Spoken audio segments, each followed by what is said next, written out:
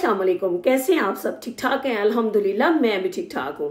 अच्छा जी, आज की वीडियो में हम इस मौजू पे बात करेंगे कि हम में से बहुत से लोग ऐसे हैं जो दुनिया बनाने के चक्कर में इतने बिजी हैं कि उन्हें आखिरत याद ही नहीं है। जरा सा वो कोई मुकाम हासिल करते हैं, जरा सा उन्हें फेम मिलता है, वो अपनों के साथ मिलना पसंद नहीं करते। उनमें गोरे काले का फर्क पता चल जाता है उनको, उनमें अमीर गरीब का फर्क आ जाता है। वो चाहते हैं कि हमने अगर गुर्बत में जिंदगी गुजारी है, हमारा माजी गुर्बत में गुजरा है, तो किसी को पता ना चले, लोगों को लगे कि हम जब से पैदा हुए हैं हम कोई शहाना जिंदगी गुजार रहे हैं और शाही खानदान से हमारा कोई ताल्लुक है। वो अपने माजी को याद ही नहीं रखना चाहते और इतना सामान जिंदगी में इकट्ठा कर लेना चाहते हैं, इतना माल इकट्ठा कर लेना चाहते हैं कि उन्हें खुद ये महसूस नहीं होता कि ये दुनिया फानी है, खत्म हो जानी है ये जिंदगी। एक दिन सब कुछ इधर छोड़ छाड़ के खाली हाथ दुनिया से चले जाना है। और हमने ऐसी बहुत सी मिसालें देखी। हमें इस सिलसिले में कुछ लोग ये कहते हैं कि हमने दुनिया में बड़ी तकलीफें देखी, हम तो दुनिया में दुख झेलने आए हैं। तो इधर एक बात वाजे करती चलूं कि वली ओलिया ने भी दुनिया में तकलीफें देखी, वली ओलिया ने भी मसाइल का सामना किया। तो हम क्या चीज हैं? हम कैसे ये मुमकिन है कि हमें किसी तकलीफ का सामना ना करना पड़े? ऐसे तो जिंदगी में रौनक ही कोई नहीं, जिंदगी जीने का मजा ही नहीं है, खुशी की वैल्यू ही नहीं होएगी अगर आप दुख नहीं सहेंगे। तो हमें अपने प्यारे नबी पाक सल्लल्लाहु अलैहि वसल्लम की जिंदगी से इस बारे में सबक सीखना चाहिए कि जिनके लिए अल्लाह ताला ने इस कायनात को पैदा किया, उनको बहुत से मसाइल का सामना करना पड़ा। उन्होंने फाके काटे, उन्होंने पेट पे पत्थर बांधे, उन पर कूड़ा फेंका गया, किस मसले से वो नहीं गुजरे। हालांकि अगर अल्लाह चाहता तो उनके लिए बेशुमार आसानियां बना सकता था, उसके लिए कुछ भी मुश्किल नहीं था। लेकिन लोगों को नमूना कैसे पेश करते। और जो लोग ये चाहते हैं कि ये जिंदगी ही सब कुछ है, सोचते हैं ऐसा, वही तबाही की तरफ जा रहे हैं। इधर मेरे ज़हन में एक वाकया आ रहा है, मैं एक बात आपसे शेयर करूंगी कि मैंने माइकल जैक्सन की एक बार जिंदगी का मुतालिया किया तो मुझे उससे सीखने को बड़ी चीजें मिली। मैंने सोचा आपके साथ भी शेयर करती हूं। माइकल जैक्सन वो शख्स था जिसकी ये ख्वाहिश थी कि मैं दुनिया में इतना मशहूर हो जाऊं कि लोग मुझे जाने, हर तरफ मेरे चर्चे हों और मैं गुमनामी की जिंदगी से बाहर आ जाऊं। दूसरा उसका शौक क्या था? वो एक सियाह फार्म बाशिंदा था, लेकिन उसको शौक था कि मेरा रंग गोरों की तरह हो। वो स्याह और सफेद में फर्क समझता था। वो उसको शौक था बस कि मैं गोरों की तरह दिखूं। फिर उसको ये शौक था कि मैं 150 साल तक जिंदा रहूं और मैं आम लोगों की तरह 50 साल 60 साल की उम्र में दुनिया से ना चला जाऊं। उसने अपनी जिंदगी में ये कामयाबियां हासिल भी की। वो ये भी चाहता था कि मेरे माजी के बारे में किसी को पता ना हो, मैं माजी से जान छुड़ा लूं, कोई मेरे माजी के बारे में कुछ मत जानता हो, सबको दिखे कि मैं ऐसा ही था और ऐसा ही दुनिया से चला जाऊं। हुआ कुछ यूं कि 1982 में उसने अपना एक एल्बम लॉन्च किया।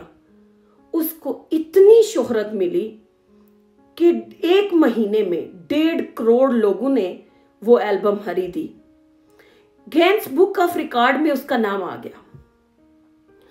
वो अपना एक टारगेट अचीव कर चुका था, दुनिया उसको जानती थी, हर तरफ उसके चर्चे थे। फिर उसका क्या शौक था कि मैं गोरू की तरह नजर आऊं। उसने दुनिया के 55 अमेरिका के 55 कामयाब तरीन डॉक्टर से मदद हासिल की और अपनी सर्जरी करवाई। और 1987 में एक ऐसा दिन आ गया कि वो गोरों की तरह दिखने लगा, उसकी स्याह रंगत खत्म हो गई। तीसरा उसका शौक क्या था कि मैं अपने माजी से जान छुड़वा लूं। उसने अपने एड्रेस बदल दिए, अपने माँ बाप किराए पे हासिल किए, गोरे माँ बाप, और अपने दोस्तों से भी जान छुड़ा ली। लेकिन अफसोस, उसके साथ ही वो तन्हा होता गया। आप फेक जब जिंदगी गुजारते हैं, उसमें सरासर आपके लिए तबाही है। आपके अंदर वो रिश्ते, आप नाम मिल जाता है उन रिश्तों का, लेकिन उनमें वो प्यार नहीं होता, वो लगाव नहीं होता, वो उन्स नहीं होता। आप तन्हा होते जाते हैं।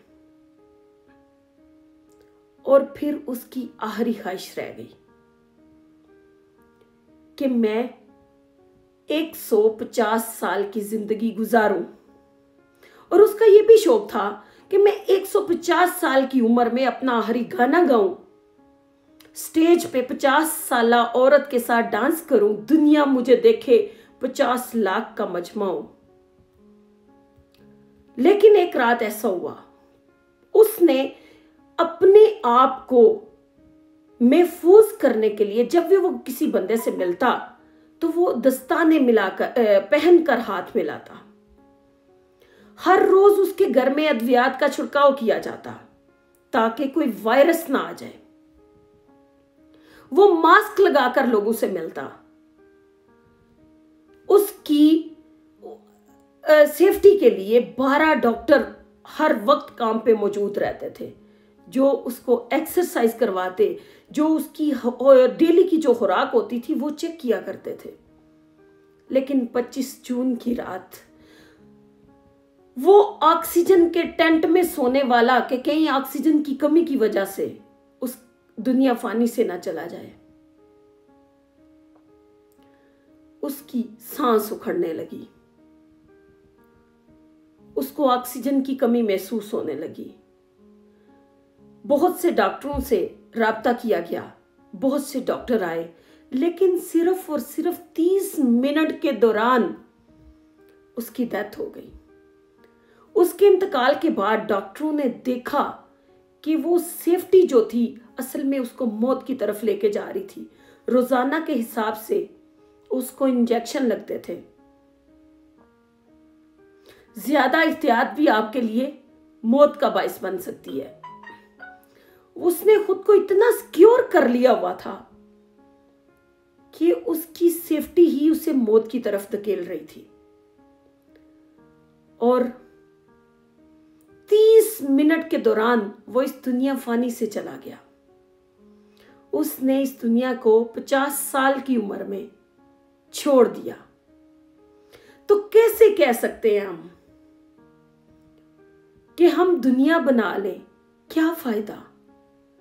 उतना माल इकट्ठा करें, उतना खुद की हिफाजत करें, उतना एटीट्यूड रखें, उतनी अकड़ रखें जितनी लेवल पे रहे। हद से बाहर जाने से ही हमारी तबाही शुरू हो जाती है। हम जब खुद को खुदा समझने लगते हैं, हर चीज पर खुद को कादर समझने लगते हैं, हमें ये याद ही नहीं रहता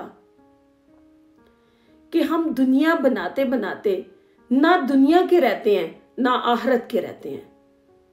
एक दिन इस दुनिया फानी को छोड़ के सबने चले जाना है। कोशिश करें दुनिया भी अच्छी गुजारें, हम ये नहीं कहते, लेकिन अपनी आखिरत के लिए भी सामान इकट्ठा करें।